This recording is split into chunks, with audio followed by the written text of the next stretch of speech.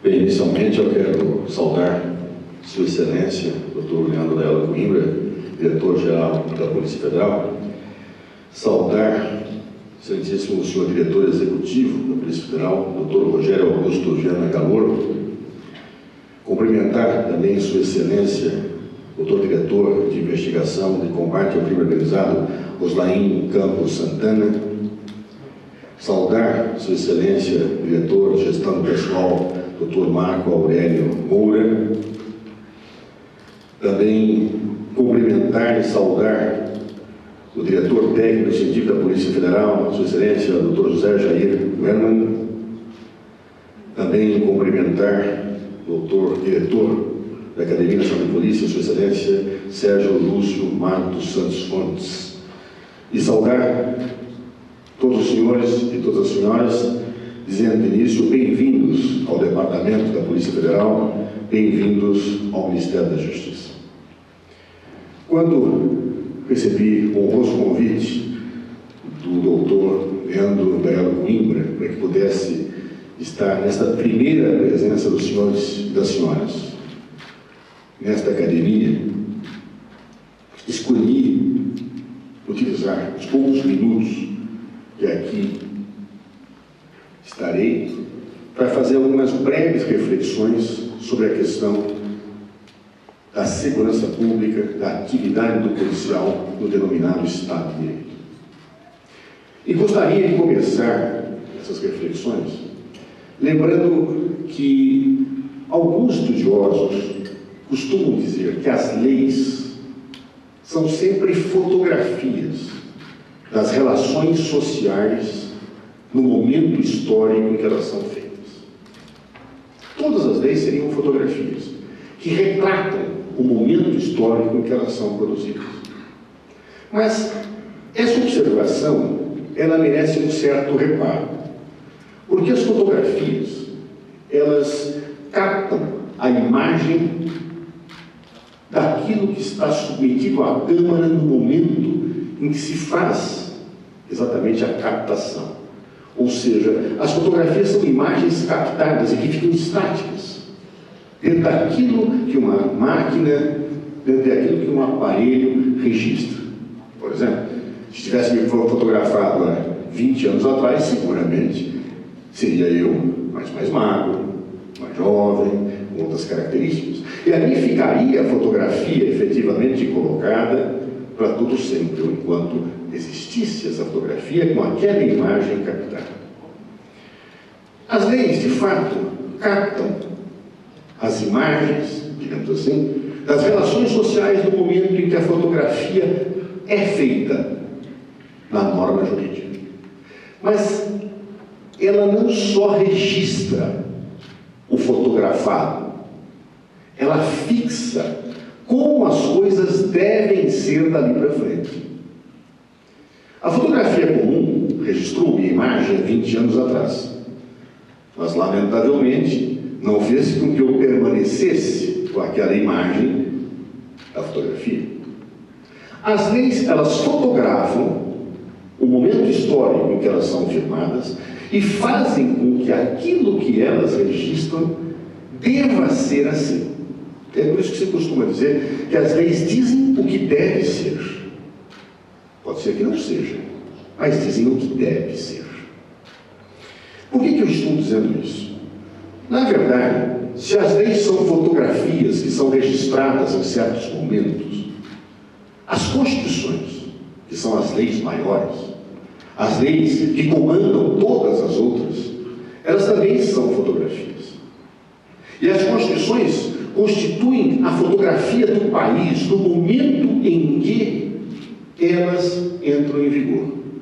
E registram aquela realidade para que deva ser assim. Para que as pessoas sigam aquilo que foi fotografado no conjunto de aspirações, de valores, de imagens e situações que, obviamente, estão colocadas no seu texto.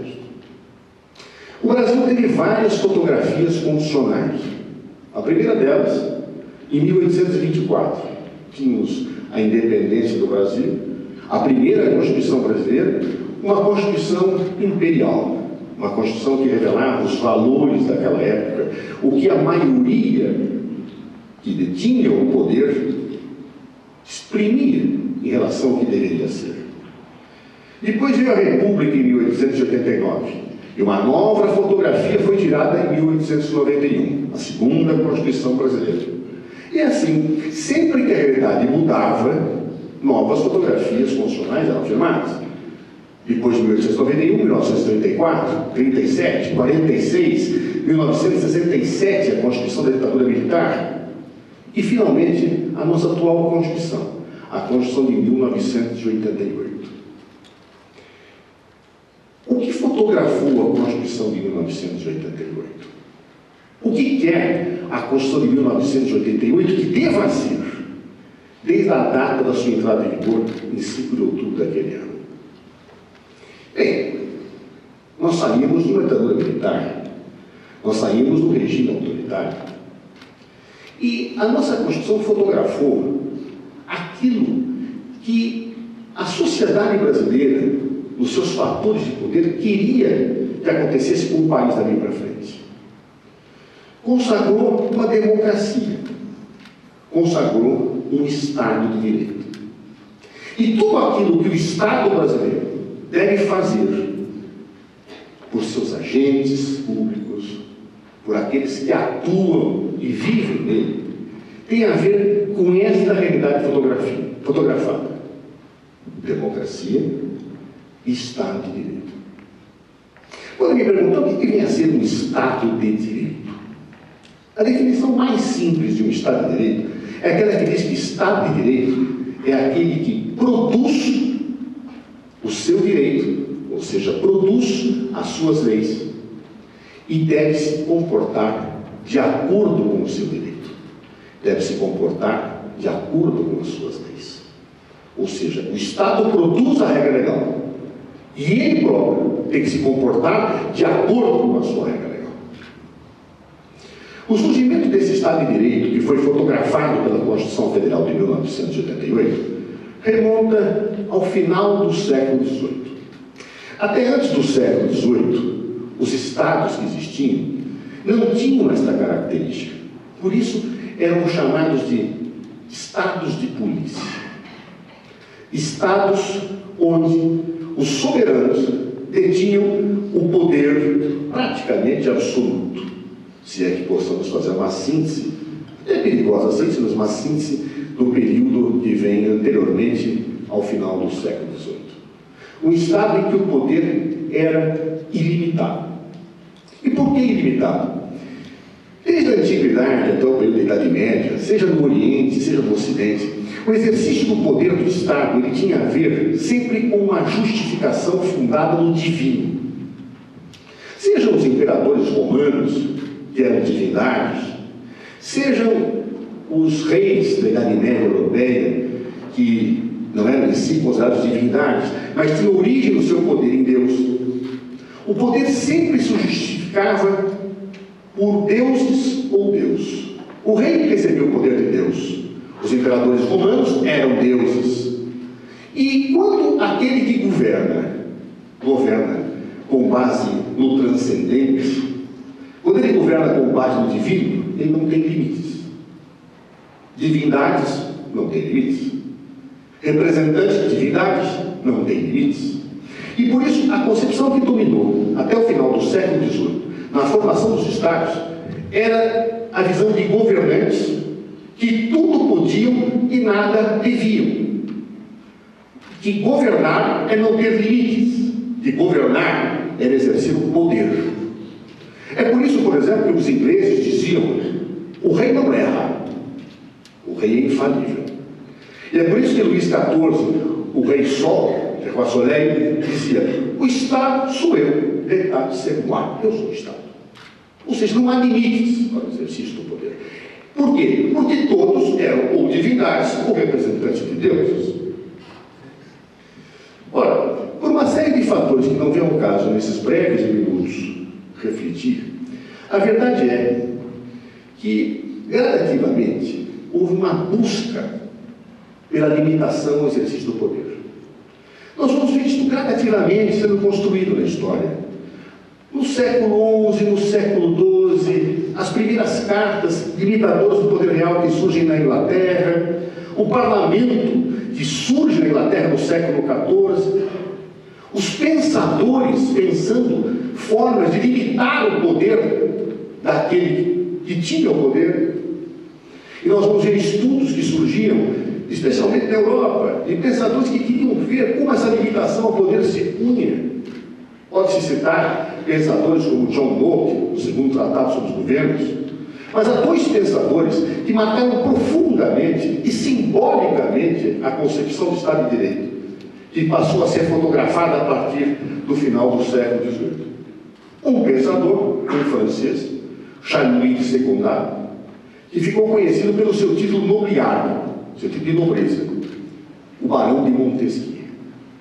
Montesquieu escreveu um livro clássico, O Espírito das Leis, e que falava algumas realidades muito significativas e importantes. Mas a que mais me chama a atenção, e aquela que eu gostaria de retratar para vocês, era a ideia de Montesquieu que dizia: todo homem que tem o poder tende a dele abusar. Todo homem que tem o poder, dizia ele, tende a dele abusar. É necessário, porém, e por isso, limitar o poder. Mas como limitar o poder? Como se limitar o exercício do poder? E o próprio Montesquieu, que se perguntava, respondia: a única maneira de limitar o poder é pelo próprio poder. Só o poder limita o poder. E dizia: até a virtude precisa de limites. E é necessário, portanto, que o poder seja limitado. Logo, ponderava ele, a única maneira de limitar o poder é não dar o poder a uma pessoa só. Ou não dar o poder a um único grupo de pessoas. É necessário pegar o poder do Estado e dividi-lo, para que ninguém tenha esse poder em mãos, para que um limite o poder do outro. E com base nisso, dizendo que analisava o que acontecia na Inglaterra, o que não é bem verdade, formulava Montesquieu um modelo em que ele propunha que, segundo ele, as três funções do Estado: produzir leis, julgar transgressores das leis e executar leis, não ficassem nas mãos das mesmas pessoas. Quem fazia as leis não poderia julgar quem transgredia. Quem julgava não podia executar essas leis. E dava origem, então, à teoria da tripartição dos poderes, ou qualquer alguns, devido à tripartição das funções estatais, para que os mesmos homens e mesmas mulheres jamais pudessem ter todo o poder do Estado nas suas mãos. Um outro pensador que dá origem a isso é um outro francês, Jean-Jacques Rousseau, com várias obras, mas a que mais chama a atenção é o Contrato Social, onde ele expressa que a lei ela deve ser expressão da vontade da maioria, que é a lei que deve falar o que é o interesse público, e que, evidentemente, só submetido à lei é que um agente público pode atuar. Com essas visões nasce a primeira Constituição americana, em 1776. E a partir daí, em 1789, com a Revolução Francesa, nós temos a afirmação do modelo desse Estado de Direito, que dividia os poderes para que ninguém pudesse ter o poder sozinho. De um Estado que dizia que tudo se submete à lei, porque é a lei que revela o que é o interesse público, e que todos os agentes do Estado devem obedecer. Um poder que não vinha mais de Deus ou de deuses, um poder que vinha de homens e de mulheres, mas que não seria exercido por ninguém sozinho e que teria limites. É nessa perspectiva que esse modelo de Estado de Direito foi fotografado pela Constituição de 1988. Separação de poderes, princípio da legalidade, ninguém pode fazer ou deixar de fazer alguma coisa a não ser em virtude de lei. Ou seja, a Constituição de 88 fotografou um Estado que dá poder, mas dá limite. Que dá limite, mas dá poder. Que aquelas pessoas que exercem, em nome do Estado, o seu papel, têm poderes, mas têm deveres. Aliás, há um jurista, um ilustre jurista paulista, professor Celso Antônio Bandeira de Mello, que diz que aquilo que o agente público tem é um dever poder. É o dever de cumprir a lei. E é porque tem o dever de cumprir a a lei que ele recebe o poder. Ou seja, é do dever de cumprir a lei que nasce o poder que um agente público possui. E tudo isso deve ser para nós uma referência maior, especialmente quando nós atuamos em nome do Estado e quando dentro do Estado exercemos o chamado poder da polícia.